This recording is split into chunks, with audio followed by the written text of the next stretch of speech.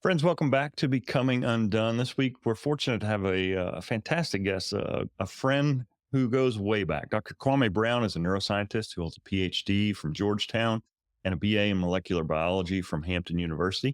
And previously, he spent 8 years as a professor of psychology at his alma mater, Hampton. In addition to being an accomplished scientist and a leader in a variety of fields, he's also widely known for his work as the neighborhood neuroscientist, where he connects his training and his own personal story to merge science, movement, and activism. Dr. Brown, thank you so much for joining me today. Thank you, Dr. Brooks. And we'll dispense with all of those pleasantries. Kwame and Toby are here to talk. No more doctors. You won't hear that anymore.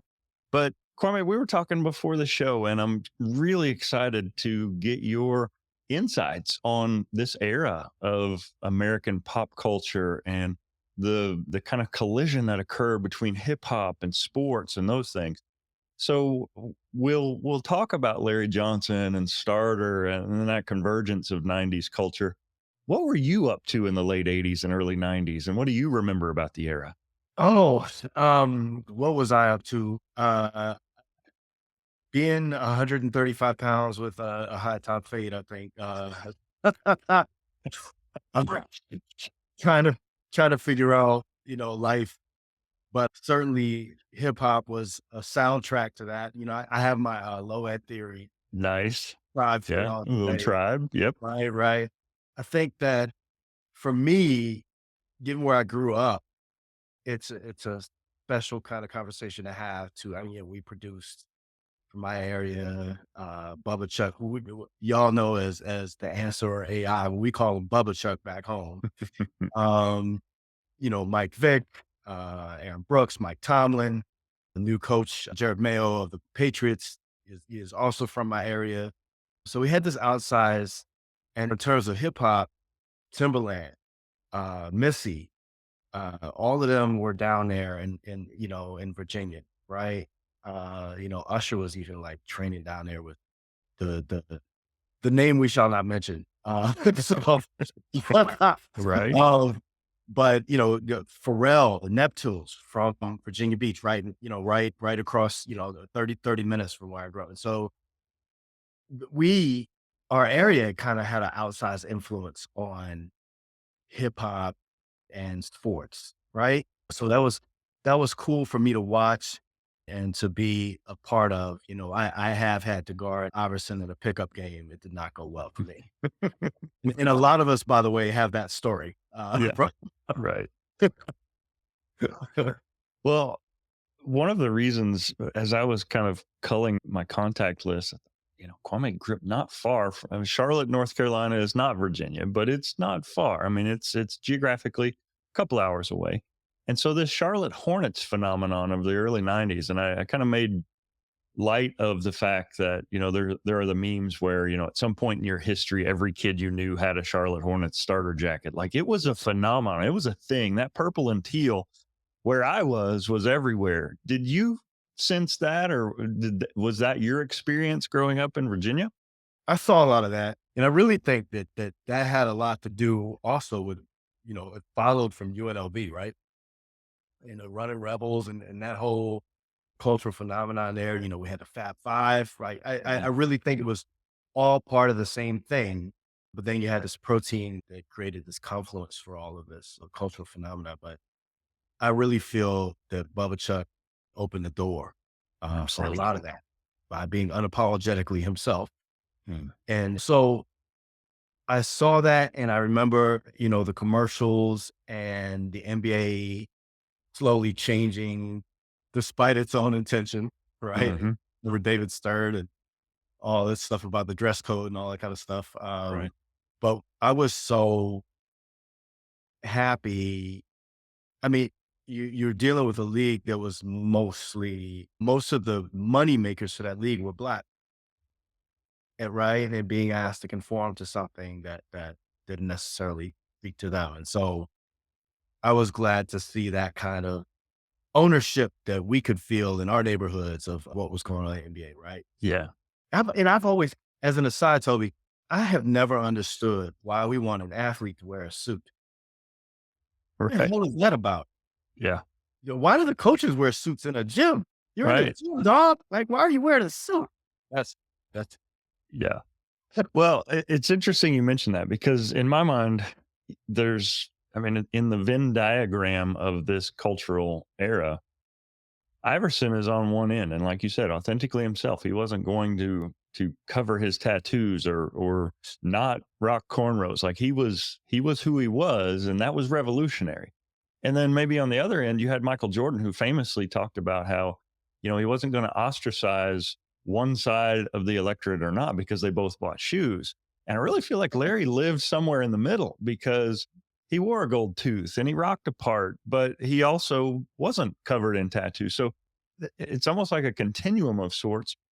And for me, I wore a Larry Johnson jersey in my senior picture. Like he was transformation. I wanted to be big and strong and athletic and all the things he was and dynamic and undeniably hip hop. Like he came from the inner city of Dallas and there was an appeal to that as a middle America hayseed like myself. What would you say were your most important cultural influences in the era in terms of film and music and literature and sports that helped shape who you were as a young man? oh man, that's a really good question. For me, the native tongues had a big influence because they extended past this tradition of conscious lyricism that really you can harken back to the last poets and Gil Scott Heron. So my father would play them in the house. Like I Mhm. heard a lot of Gil Scott when I was growing up, a lot of last poet stuff when I was little. And so really connecting through that part of the culture.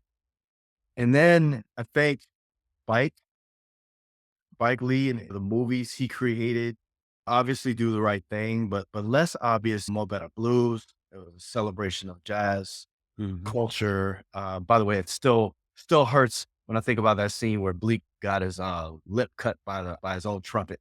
Right. You know, oh, but yeah, I mean, all those with Malcolm X with Denzel playing Malcolm X. I mean, you can't get a more perfect Mm. cultural moment than that. So yeah, and then being a student at a HBCU and being, historically Black colleges and universities is kind of my family thing. My father was an HBCU president. My mom, my uncles, my stepmom, and my uncles, they were all HBCU grads, my cousins. And so that culture too, and that really intersected with hip hop and black basketball now, right? People were wearing, and we're starting to see that again now in the last few years. But in the 90s, people were wearing HBCU shirts on shows, Mm. on television shows, on TV, and at hip hop concerts, and performers would be wearing HBCU sweatshirts. Hampton, it always pains me to mention the name, but Howard Morehouse is so. Yeah. And as I think back to that era, I mean, obviously the Hornets are a little south and it's really more ACC country, but you get your PhD at Georgetown, Big East basketball is a thing. It's a powerhouse. It's storied in that era. And I always wondered that era, why then? Why all of the sudden did the NBA and certainly collegiate underwent this massive transformation, and it went from being kind of like you said, suits and ties to the game and shorty shorts and all about team to being flashier and being a little bit more up tempo and brazen and all those things. And you mentioned the Fab Five, those UNLV teams, Georgetown with Allen Iverson. Why that convergence? Why then? Why our generation as opposed to earlier or later? And that embrace of mainstream black youth and hip hop culture. I want to say because we were dope, right? I mean, but the truth is, Toby, that people make decisions based on economic advantage in terms of people occupying power structures, right? And eventually, they saw that this hip hop thing, that this culture was a moneymaker, right? Mm. That it can make them money as much as they wanted to resist it. I mean, you can see in the ways I used to at Hampton, I partnered with my friend Adonia Barrett to host this hip hop summit. We did that for 4 or 5 years. And we would bring in people that were part of the initial surge of hip hop. And they would talk about traveling all over the world. And you see people that identify, and I'm not talking about what most people see as hip hop. Like most people really see rap and they see the rap that's on the radio, right? But I'm talking about like real hip hop culture, the four elements, right? Feeding, breaking, MCing, DJing, right? You can add a fifth, fashion, right? So that was that approach to fashion that okay, so I don't have much, but what I do have is my spirit. What I do have is my expression. And that's spread throughout the world. And so when you see a global phenomenon, you're kind of stupid not to allow it to take hold because look at how much money they've made since. And yes, Michael Jordan was a part of that. But in terms of what you see now in the league, who people grew up, I mean, you can talk to players now and they'll talk about the influence of Allen Iverson on Bubba Chuck on their whole demeanor, their whole outlook. They had and one basketball, right? Which Yeah.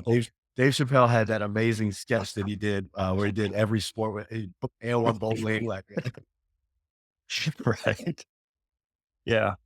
It was a pre-internet era, and in some ways you miss the monoculture, and in other ways, it's so great that people have access that they didn't before. But you're right, those power structures were really the gatekeepers of what most of the youth in America were going to see, anywhere from MTV, BET. Those determined to a large extent what people collided with. It wasn't like you could go Google it.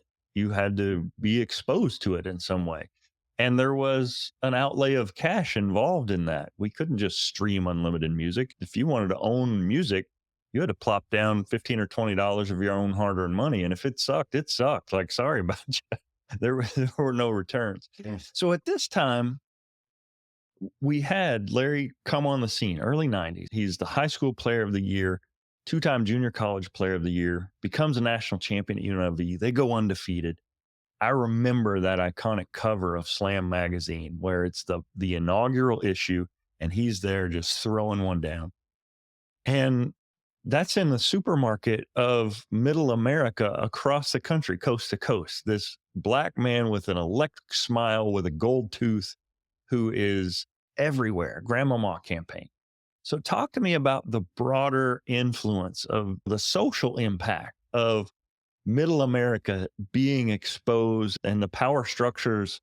Yeah, they did it for money, but the reality is that led to an influence in culture that was never seen in generations before. Yeah. Yeah. I mean, although you could liken it to rock and roll, right? That as a cultural phenomenon and how fast the speed of spread.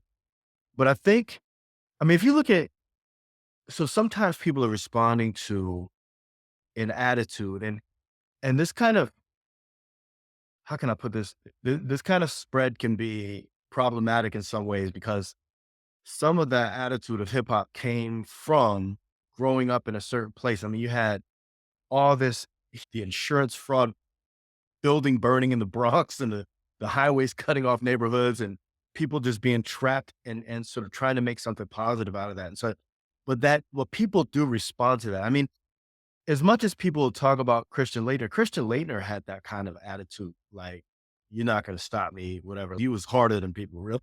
So, Disclaimer, um, that will be the only positive comment about Christian Laettner in the yeah, yeah, history of this absolutely. podcast. I But promise. heard, 100% heard. Yeah. But like, and then Larry Johnson too, there's a lineage. So there's this lineage from hip hop culture, right? But there's also this lineage in basketball. So like people talk about LeBron, but like before LeBron, there was Larry. Before Larry, there was Barkley, the round mound of rebound, right? I mean, he played, people don't realize like they look at him as this, he's a portly gentleman, right? But they forget dude was like thick and fast, right? Like he was a big dude, but he was crossing people up, dunking on folks, like shooting threes was ridiculous. And so he also, I think a lot of people identified him because he was against type, you know, and he brought, like you said, being a bigger guy. I can't relate to that. I was like 135 back then. So, yeah, I remember the first time I was over 200 pounds. I was in my late 30s, I think. Yeah, I remember the first time posted somebody up and I felt that they couldn't move me. I was like, oh, this is what that feels like. But yeah, I mean, it's just this being unapologetic, I think is what people respond to, right? Yeah. I can't speak for middle America, right? Because I didn't grow up in middle America. So I think that that's the part of it that people respond to is this, Yeah. yeah.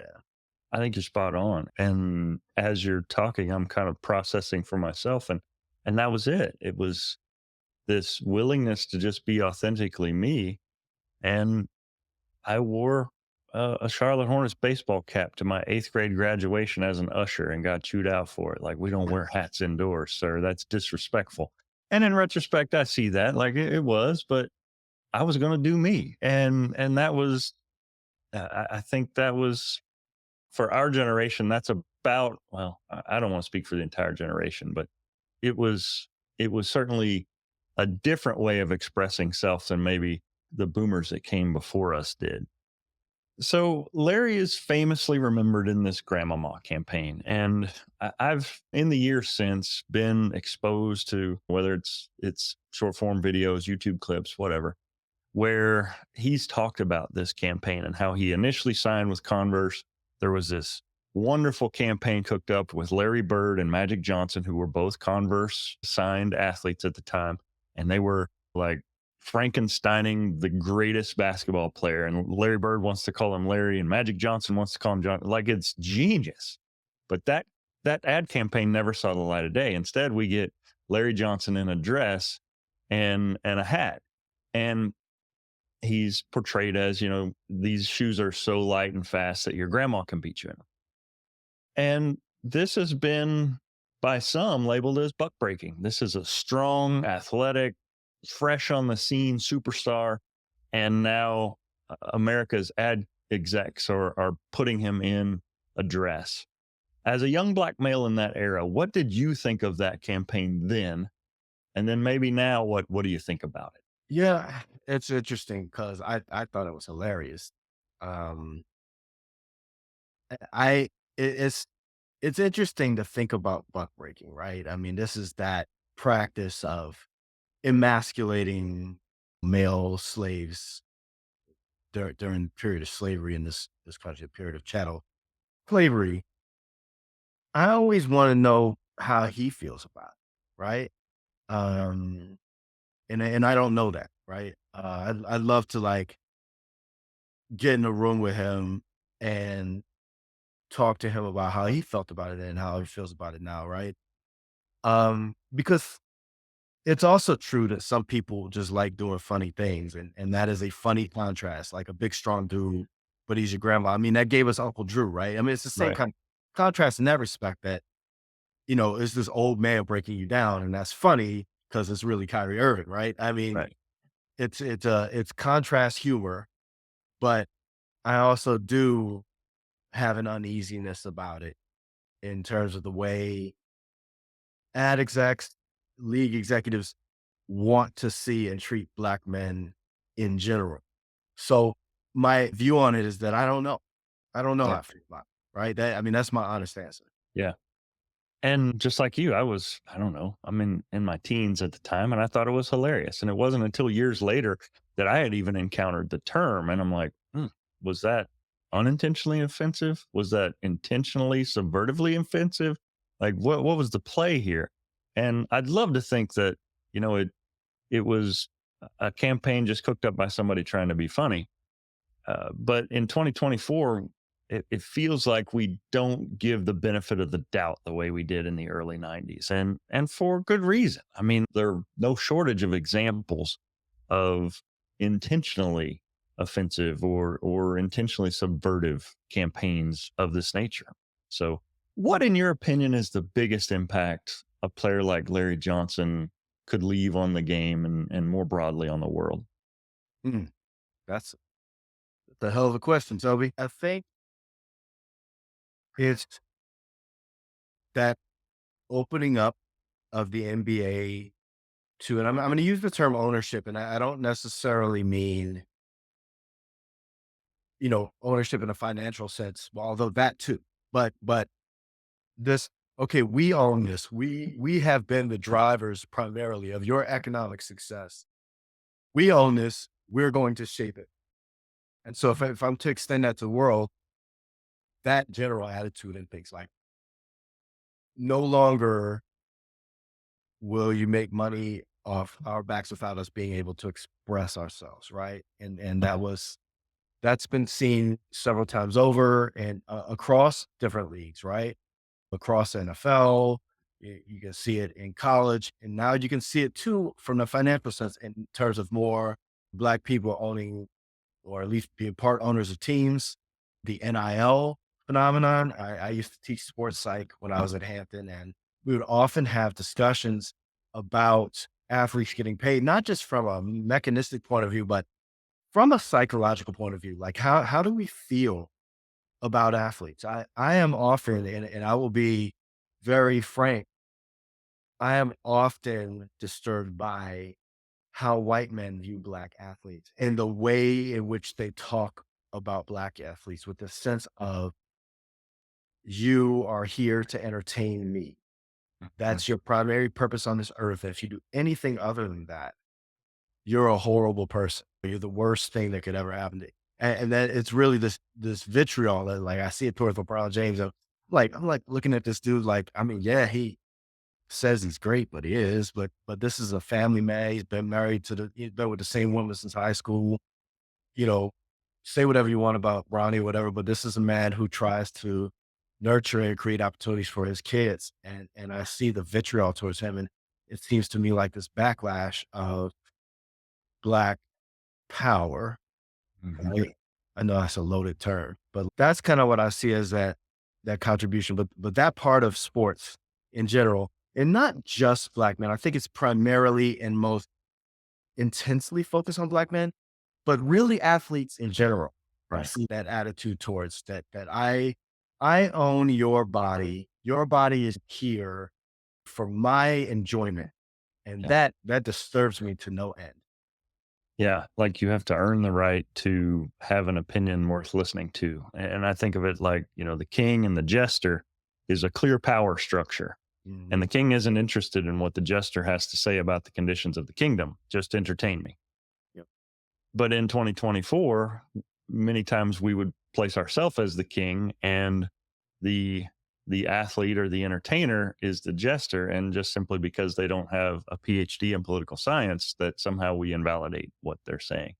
And so I see both ends of that in that, I'm going to listen to the people that have studied this and seek out their opinion. But that doesn't mean that an athlete that I either disagree or agree with can't have an opinion on the matter either. And so this was an era where athletes kind of steered clear of anything political in the 90s. Like Michael Jordan was the blueprint. He wasn't going to say or do anything that would divide and ultimately harm commerce. And in this era, I think maybe the access of the internet has made it so that you can have a very clear biased platform, and your hope is you don't appeal to everybody, but you appeal more to the people you appeal more to. It's Sure. depth, not breadth. Yeah, yeah. I think that and that always has been a a particular approach to business and to marketing, right? Mhm. There's been any number of products or services that have focused in on a particular demographic, right? I mean, I don't think there's any shortage of things that focus on selling to white males. I Right. mean, gun shows. I mean, you know, But it, as a white male, it's taken me a long time to realize that if it's not overtly marketed towards me, that might just be the default factory setting. And yeah, there's not a white history month. There's a Black History Month. But that doesn't mean we don't talk about white history all the time. White And History Month if is all that's it the needs. default, yeah, if that's the default setting, then I grew up in an era thinking like, well, why isn't my culture ever celebrated? I mean, that's the definition of what white privilege is. And I grew up relatively poor, kind of off and on. And so privilege frequently gets kind of painted as an economic thing. And it's taken me a long time to start to come to terms with the fact that you didn't have to be rich to grow up where the default factory setting was your culture. But it's also intersectional, right? Like, I didn't grow up in a great neighborhood, but I may have had more advantages than you. Both my parents were educators, so I had an educational advantage, right? Mhm. My parents knew how to teach, and so I had an advantage coming into school, right? But yeah, I mean, you can be black and in a suit and still accosted by the police. And for anybody listening to this podcast and doubts that, I watched that happen to my father with college administration tags on his car. Yeah. Hands on guns, flashlights, and you fit the description of somebody who robbed a liquor store. And my sister and I are in the back seat. My mom's in the passenger seat. My dad's in a suit. Wow. Houseway. Watched it happen to my best friend who, if you met this dude, he's the most polite person you ever meet in your life. Like, I can call him now, we've known each other 30 something years, and I can call him and be like, hello, Kwame, how are you? Right? Like, stop, man. But this guy, watched him get slammed up against the wall by, a plainclothes officer. Right. And so I have seen that. Right. And so that's the privilege part, is that the privilege to walk around in your own skin, and you could change the way you dress and the way you speak. And people are like, all right, you're included. You're good. Come on in, man. Yeah. Versus somebody else can change the way they dress and they speak, and they're still seen as an outsider. Right. Right. And yeah, that's and privilege is a clumsy word, Mhm. right? For all of that, right? And we're gonna boil it down into one word. That's part of the problem with that conversation, because if you grew up poor and you're like, I had to scratch and fight, and you're gonna use that word on me? Yeah. Like, that's tough to hear, like, as a kid, right? Like, I'm not talking about somebody who's studied poli-sci, or you work in politics, and those folks know better. Yeah. They know, as my father would say, good and damn well, Mhm.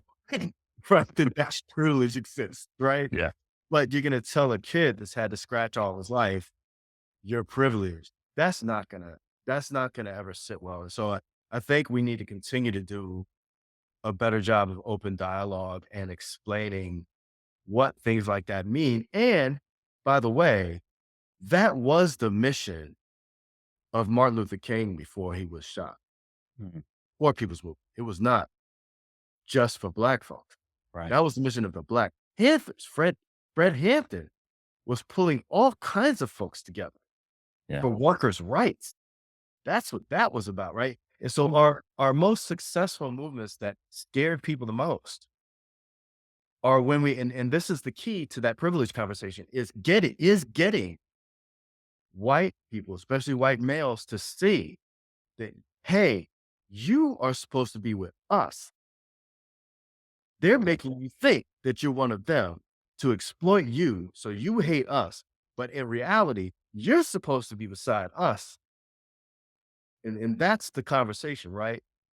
But racism, and it intersects with this conversation we're having. I mean, racism is such an infectious virus, right? Mhm. It multiplies on your inside, right? Yeah. So that's kind of the problem there, is it makes it so hard to tease apart.